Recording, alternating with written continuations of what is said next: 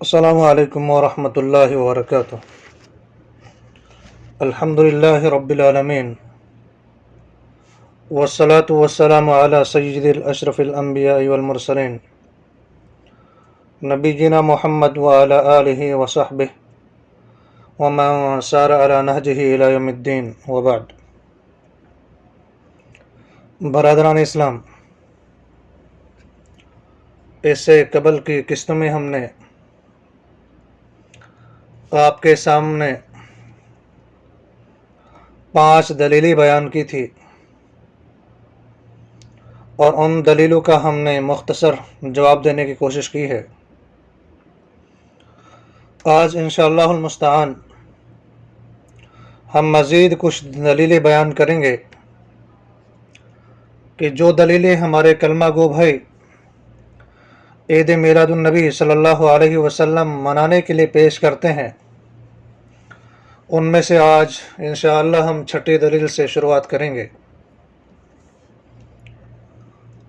عید میلاد النبی بنانے والے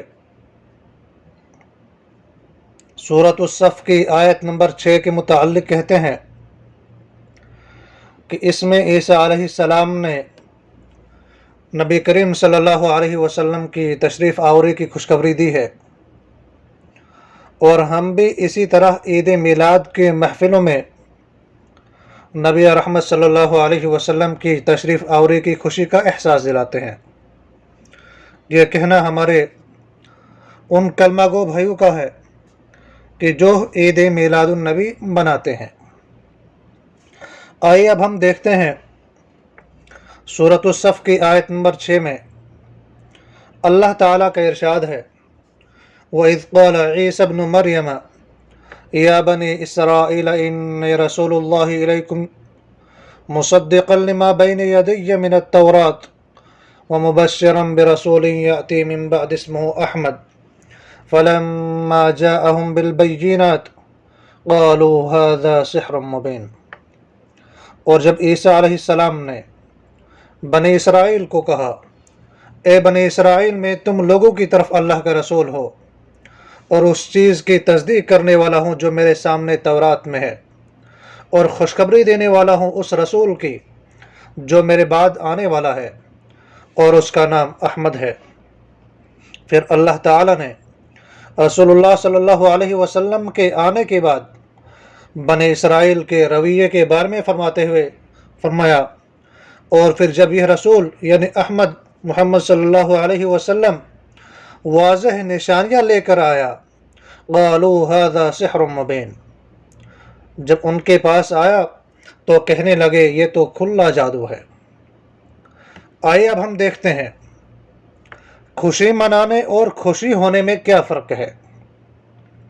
اس سے بعد بھی ہم نے اس کے بارے میں بہت ساری باتیں کی ہے۔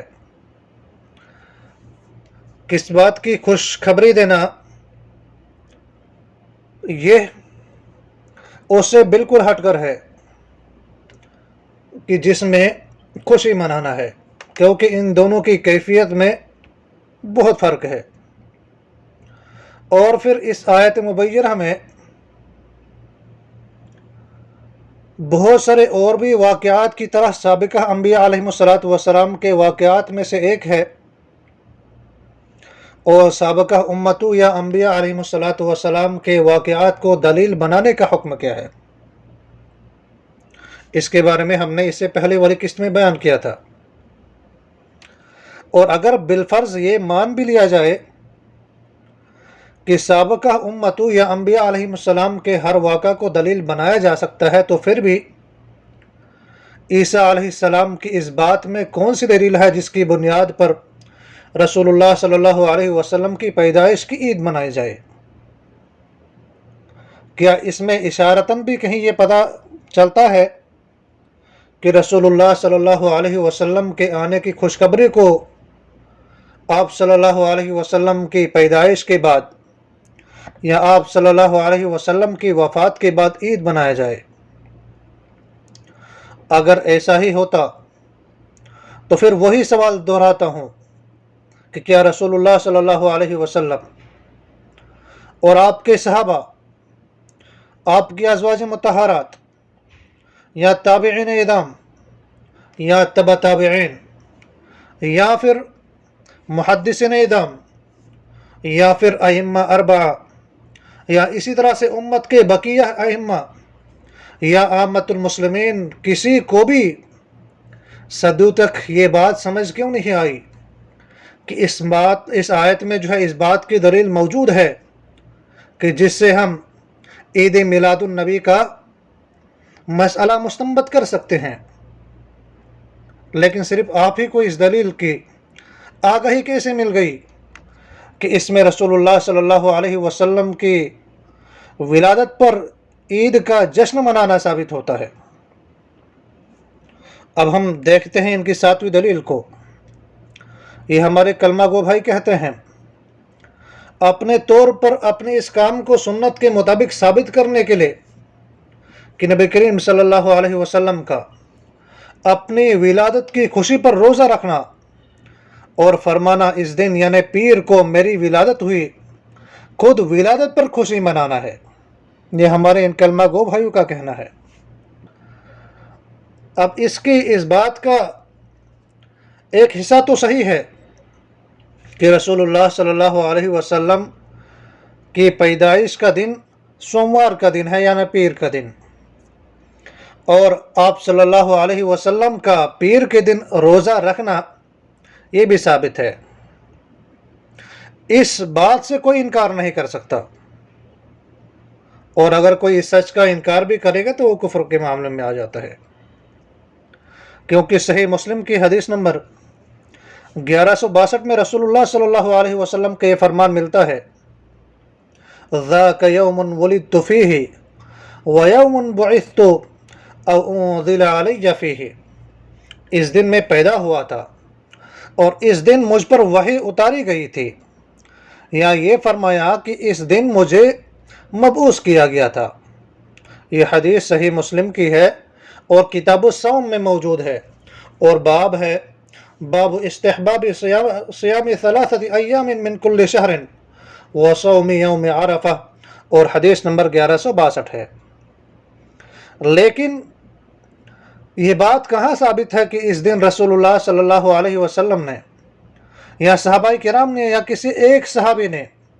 یا تابعین نے یا تبع تابعین نے یا ائمہ اربعہ میں سے کسی نے بھی کوئی عید منائی ہو؟ اور یہ کہاں ثابت ہے کہ رسول اللہ صلی اللہ علیہ وسلم کے اس دن روزہ رکھنے کی وجہ ان کی پیدائش کی خوشی ہے؟ عید میلاد منوانے والوں کی طرف سے خلاف حقیقت بات کیوں کی جاتی ہے؟ اب ہم اس کا بھی انشاءاللہ آئندہ کی قسطوں میں مزید وضاحت کریں گے۔ ذرا آپ توجہ سے رسول اللہ صلی اللہ علیہ وسلم کے یہ چند ارشادات جو ہے ملاحظہ فرمائیں۔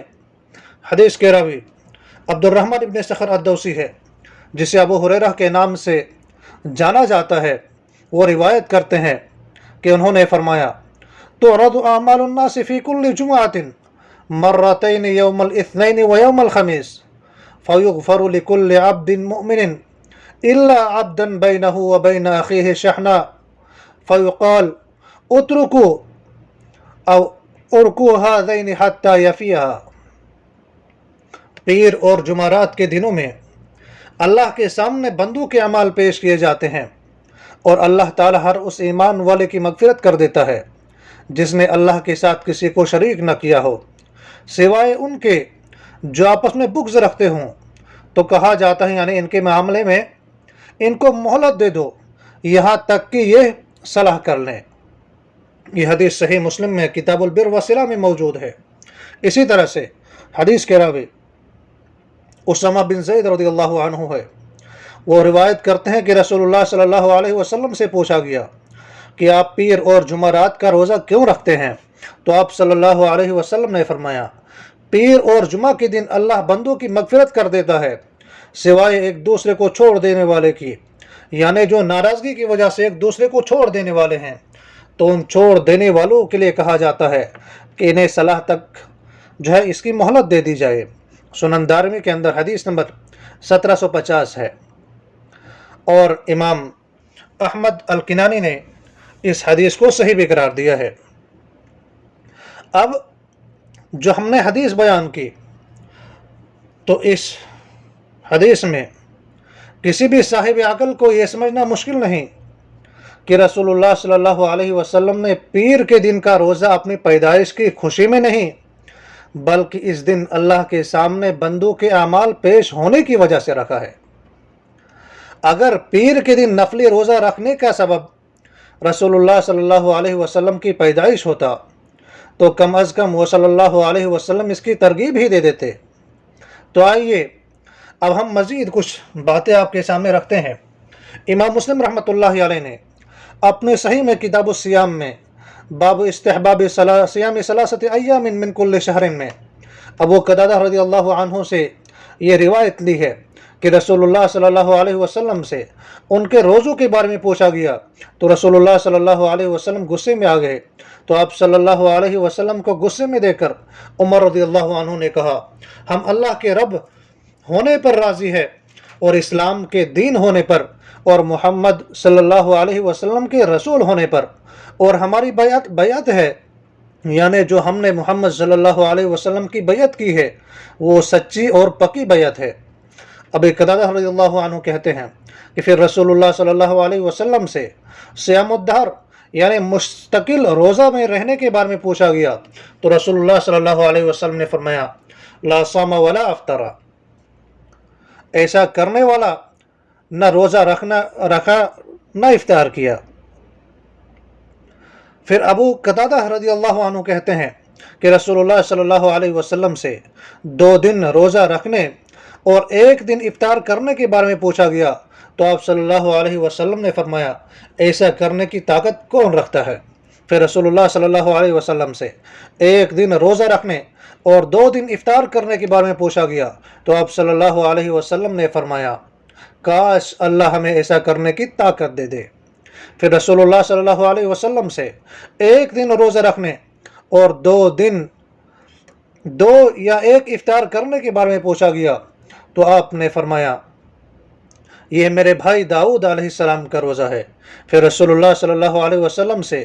پیر یعنی سوموار کے دن روزہ رکھنے کے بارے میں پوچھا گیا تو آپ صلی اللہ علیہ وسلم نے فرمایا،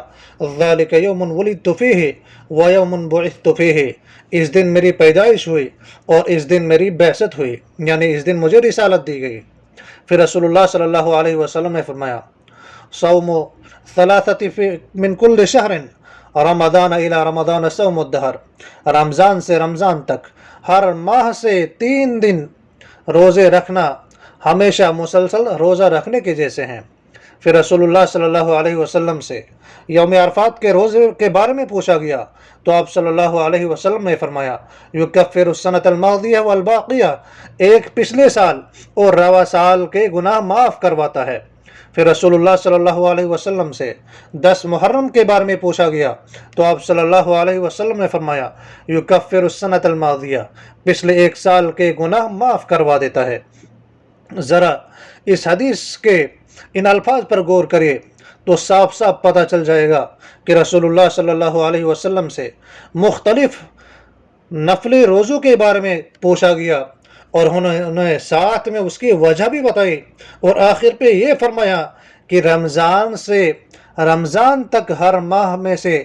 3 دن روزے رکھنا ہمیشہ مسلسل روزہ رکھنے کے جیسے ہیں، یعنی سوموار کا دن روزہ رکھنا۔ اس کی ترغیب خاص رسول اللہ صلی اللہ علیہ وسلم نے نہیں دی اور نہ ہی سوموار کے روزے کے لیے ہی صرف کوئی اضافی ثواب بتایا،